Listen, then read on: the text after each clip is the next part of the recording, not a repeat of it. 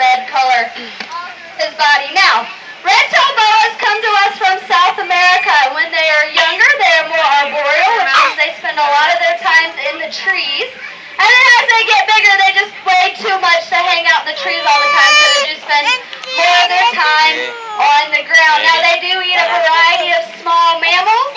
And one thing that is really neat about Mr. Whiskers is that female red-tailed boas actually give live birth. They don't lay eggs. They keep the eggs inside, and then the eggs hatch and they give live birth. So, not all reptiles lay eggs. If anybody asks, you now know that red-tailed boas actually do give live birth. Now, how many of y'all are scared of snakes? I see a couple of people making faces out there. Alright, now how many of y'all have ever screamed as loud as you possibly could when you saw a snake? I'm going to let you in on a little secret. You can scream as loud as you possibly want. The only person that you're going to scare is the person standing next to you. Snakes don't have external ears. They just see you standing there with your mouth hanging open. Now, if you ever do come across a snake in the wild, the best thing to do is simply leave it alone. I promise it won't bother you as long as you don't bother it. Now, one last thing before we go.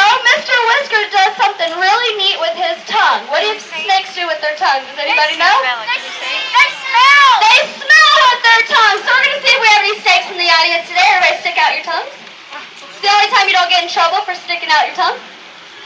Anybody smelling anything? No, well, that's a very good thing. That means you are not a snake. But if maybe for 1 second you thought you smelled something, we're going to do 2 more tests to make sure you're not a snake. Everybody look at your neighbor and see if they can pull on their ears. Can they pull on their ears? Well, remember, snakes don't have ears, so they can't hear you. So if your neighbor's got ears, then they're definitely not a snake. Then the last thing is to take a look at your neighbor and see if they can blink. Can everybody blink out there?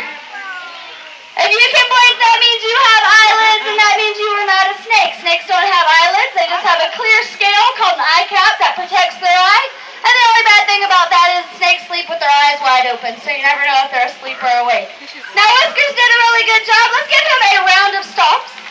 Because remember, they can't hear you clap, but they do feel my vibrations, so that's how we'll know that he did a really good job. All the way from